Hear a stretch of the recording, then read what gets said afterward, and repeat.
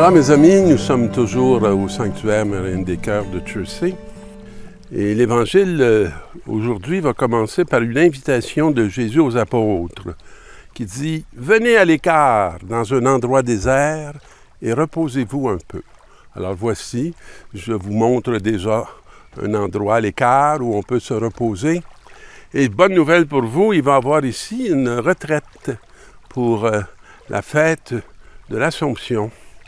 Alors, cette retraite va avoir lieu au sanctuaire Marianne des Cœurs du mercredi 14 août au jeudi 22 août 2024, dont le thème est « Marie, toute relative à la Sainte Trinité », prêché par le frère Marcel Dumont, qui est un dominicain. Alors, vous avez juste à regarder là, les informations, ceux qui veulent venir, pour le sanctuaire Marianne des Cœurs à Chelsea.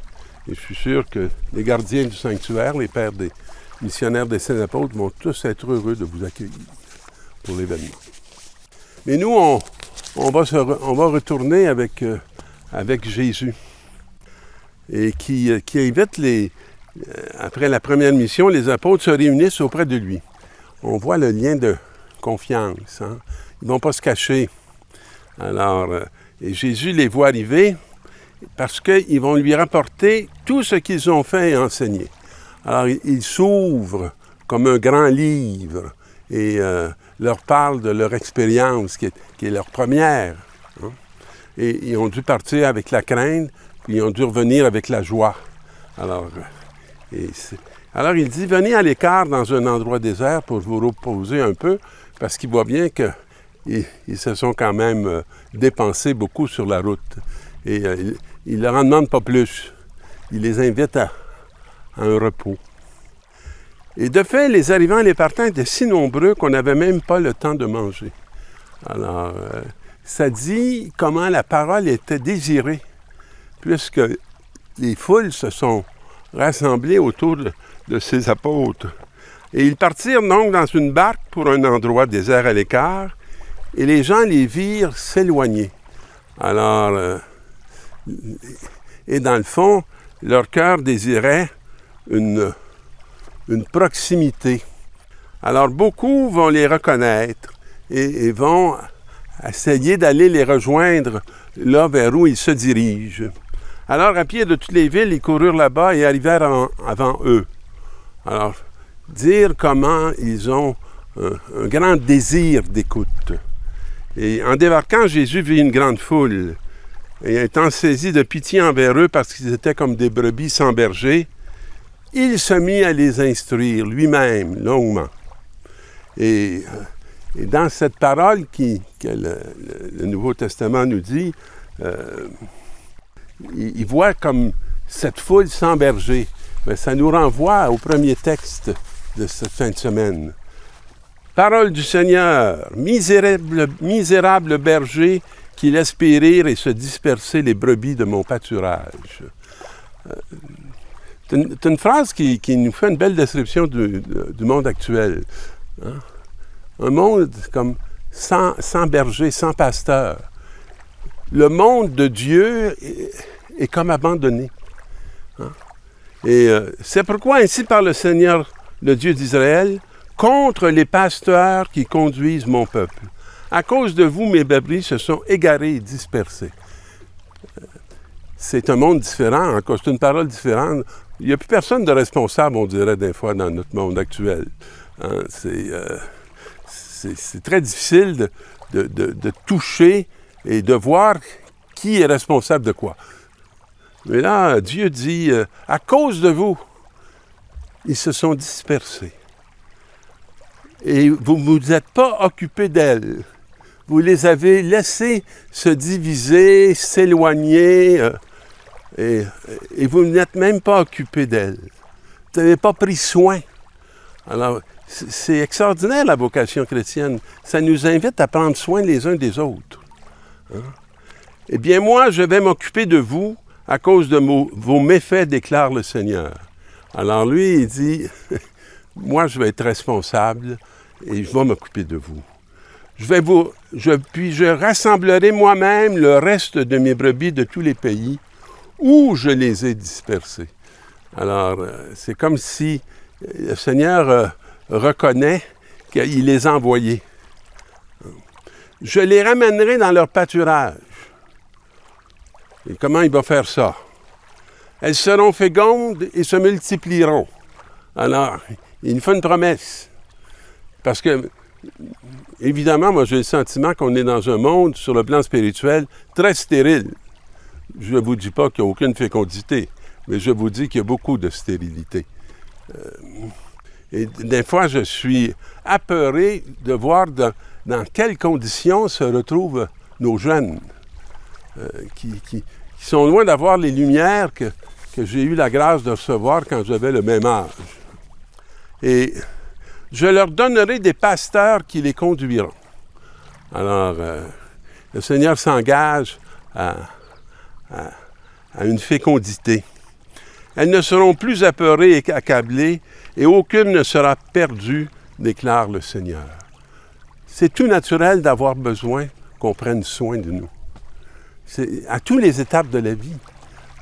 Qu'on soit jeune, qu'on soit vieux, qu'on soit au mi-temps de la vie, si on n'a pas des accompagnateurs qui ne cherchent pas leur intérêt, mais cherchent à nous partager le fruit de leur expérience dans laquelle ils ont pu grandir et se réjouir de faire la rencontre de cet amour qui vient de Dieu.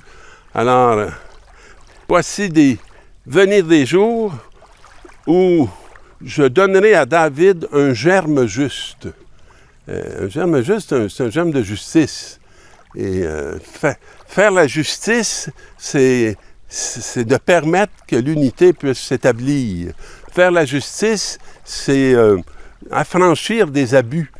Donner la lumière pour que, plutôt que d'être, je dirais, écrasé, qu'on soit capable de se lever, hein, de se mettre en marche. Alors, il régnera en vrai roi. Il agira avec intelligence. Il exercera dans le pays le droit et la justice. C'est un besoin de tous les temps. Sous son règne, le royaume de Juda sera sauvé et Israël habitera sur sa terre en sécurité. Pas toujours menacé par l'environnement malsain. Voici le nom qu'on lui donnera. Le Seigneur est notre justice. Lui, il prend soin de nous. Lui, il s'assure que nos droits soient reconnus et accomplis. Et la lettre aux Éphésiens, « Frères, vous qui autrefois étiez loin du Dieu de l'Alliance, vous êtes maintenant devenus proches par le sang de Jésus-Christ. » Et dans les lettres de Paul, on entend souvent toute cette réalité-là. Hein? Et on sent qu'à un moment donné, c'est comme si la loi n'avait pas permis que les gens restent fidèles à cette alliance. Et là, elle va se faire maintenant, cette alliance, non pas par des règles, mais elle va se faire par une personne, qui est le Christ lui-même. C'est lui qui est notre paix. Des deux, Israël et les païens, il a fait un seul peuple. Alors avant la loi, ça faisait que Israël était une réalité, puis les païens étaient une autre réalité. Mais là, c'est comme aboli. Et le peuple nouveau, c'est sous Jésus-Christ qu'il est rassemblé. Et c'est en Jésus-Christ qu'il trouve la paix. Pensez juste à cette fameuse guerre actuelle là, qui perdure, qui est tellement absurde entre Israël et les Palestiniens. Il n'y a pas de paix possible si ça ne se retrouve pas à un autre niveau. Et puis, c'est fort ce qui est dit là. Il a fait un seul peuple par sa chair crucifiée. Et il a fait tomber ce qui les séparait, le mur de la haine. On le touche, mes amis, ce mur de la haine-là. Hein? Sur la terre même de Jésus. C'est les prescriptions juridiques de la loi de Moïse, il les a supprimées. Hein? Pour rassembler les uns et les autres en faisant la paix et créer en lui un seul homme nouveau. Alors, où sont les hommes nouveaux? Les uns comme les autres, il voulait les réconcilier avec Dieu par la croix. Le sens de la croix de Jésus, c'est de nous mettre en lien les uns avec les autres pour qu'on soit liés à Dieu. C'est ce retour à l'alliance originelle. Hein? Et il est venu annoncer la bonne nouvelle de la paix pour vous qui étiez loin. Alors, on peut se reconnaître facilement là-dedans, mais on peut reconnaître aussi que cette rupture, il s'est fait par le mal à qui on a concédé beaucoup de droits. Et par notre égoïsme, en prenant un chemin qui n'est pas le chemin de l'humanité, mais le chemin de la division. Par lui, en effet, les uns et les autres, nous avons accès auprès du Père dans un seul esprit. Alors, mes amis, ça vaut la peine qu'on investisse et qu'on puisse retrouver cette grâce initiale de notre baptême pour que non seulement nous ayons la paix, mais que nous bâtissions un monde de paix. Alors, bonne construction, bonne semaine et à la semaine prochaine dans la joie de nous retrouver avec une parole nouvelle.